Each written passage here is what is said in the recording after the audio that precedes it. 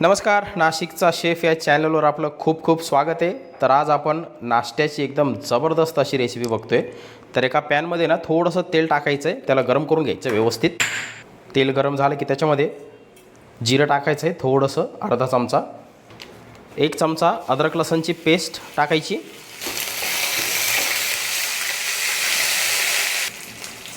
हिरव्या मिरच्या 4 बारीक चिरलेल्या आणि 1.5 ग्लास पाणी टाकायचं आहे. त्याच्यात थोडंसं मीठ टाकायचं आहे चवीपुरतं.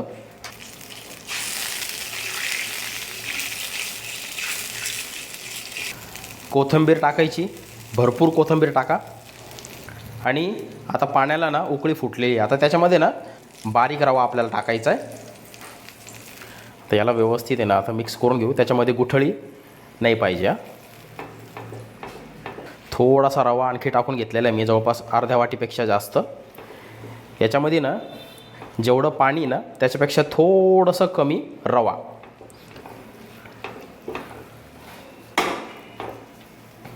तर बघा आता सगळं एकत्रित झालेलं आहे. आता याला एका प्लेटमध्ये काढायचं आहे आणि याला पूर्णपणे आपल्याला थंड करून घ्यायचं आहे. तर बघा एकदम नॉर्मल आता हे थंड झालेलं आहे. ठीक आहे.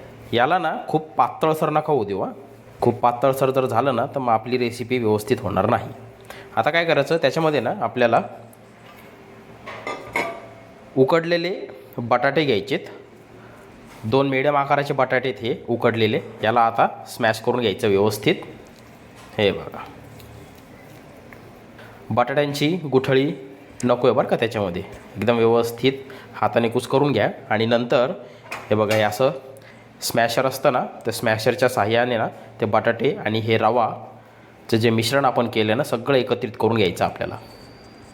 आता आपल्याला त्याच्यामध्ये अर्धी वाटी तांदळाचं पीठ ॲड करायचं आहे आणि त्याला मस्तपैकी मिक्स करून घेऊ. छान व्यवस्थित त्याला आपल्याला मिक्स करून घ्यायचं आहे. जसं आपण पीठ कसं मळतो तसं त्याला एकत्रित करून घ्यायचं आहे व्यवस्थित. हे बघा आता छान झालेलं आहे. याच्यामध्ये जर तुम्हाला मीठ कमी वाटत असेल ना तर वरून थोडंसं मीठ तुम्ही टाकू शकता. आता काय करायचं माहिती आहे का, असं तेल आहे ना हाताला लावायचं थोडं आणि ह्याचे ना आपल्याला छोटे छोटे असे गोळे तयार करायचे. हे बघा हे असे. ठीक आहे. तर बघा अशा रीतीने सगळे गोळे आपले बॉल्स तयार करून घ्यायचेत. आता काय करायचं, तेल एकदम गरम करायचं आणि त्या तेलामध्ये आपल्याला हे जे बॉल्स आपण तयार केलेले आहेत ना हे फ्राय करून घ्यायचेत. तेल अगोदर छान गरम करून घ्यायचं आणि त्याच्यानंतर तेलाचं टेम्परेचर हे थोडंसं कमी करायचं, मिडियमपेक्षा थोडंसं जास्त राहू द्यायचं. आणि आता छान गोल्डन क्रिस्पी होईपर्यंत आपल्याला हे फ्राय करून घ्यायचेत. तर बघा छान गोल्डन कलर आलेला आहे.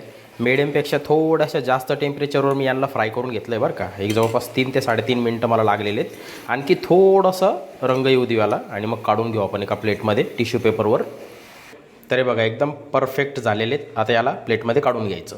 अशा रीतीने मस्त फ्राय करून घ्यायचे आहेत. त्याचा आवाज ऐकवतो तुम्हाला.